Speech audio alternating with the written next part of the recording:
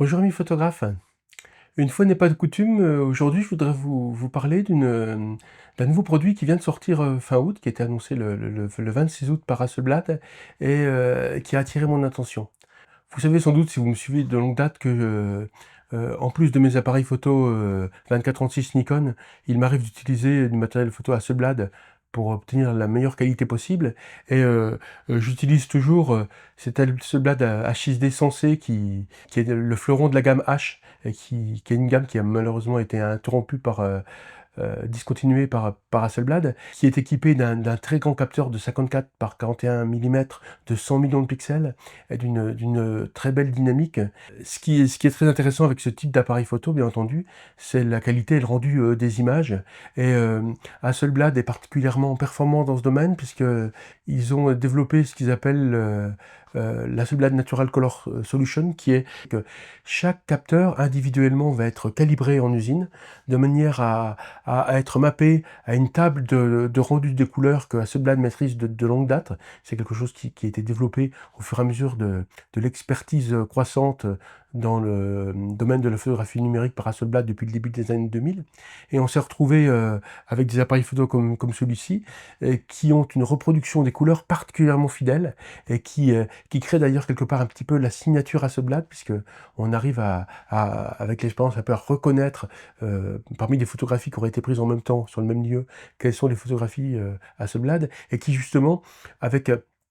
un rendu des couleurs particulièrement fidèle, permet beaucoup de liberté en post-traitement et d'avoir la possibilité, quand on développe les fichiers RAW, d'accentuer tel ou tel aspect des images. Aujourd'hui, Hasselblad annonce la sortie du boîtier compact X2D Sensei 2. On pourrait penser que c'est simplement une amélioration du X2D, puisque le boîtier garde toujours la même taille, dispose toujours d'un capteur de 100 millions de pixels, mais c'est pas ça qui a retenu mon attention. C'est le fait qu'Hasselblad vient d'améliorer sa gestion des couleurs. C'est-à-dire qu'ils ont associé cette gestion des couleurs, la fameuse Hasselblad Color Solution, ils l'ont associé avec ce qui existe aujourd'hui, c'est-à-dire le High Dynamic Range, le HDR,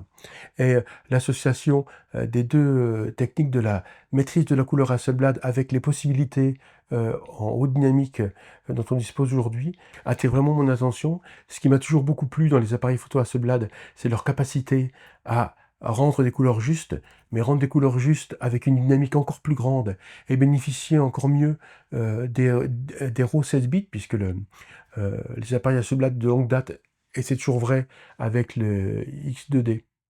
permettent d'enregistrer les RAW en 16 bits. Ça va permettre sans doute d'avoir des images en haute dynamique encore plus justes, avec sans doute encore plus de détails, encore des hautes lumières et des basses lumières beaucoup plus fouillées. Et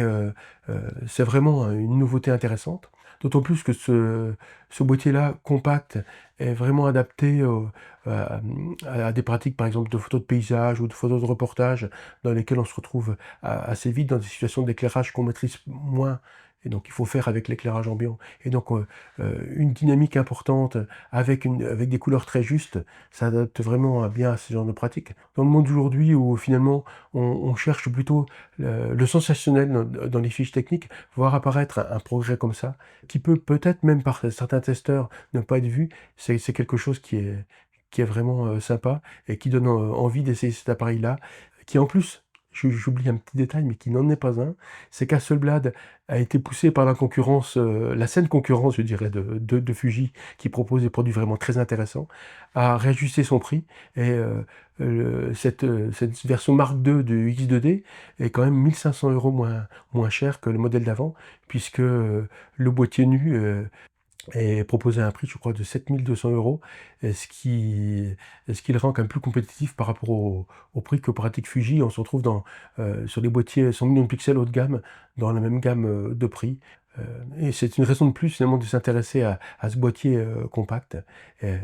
qui bien entendu reste accompagné des optiques Hasselblad, qui sont aussi une autre raison de choisir Hasselblad, parce qu'elles ont tout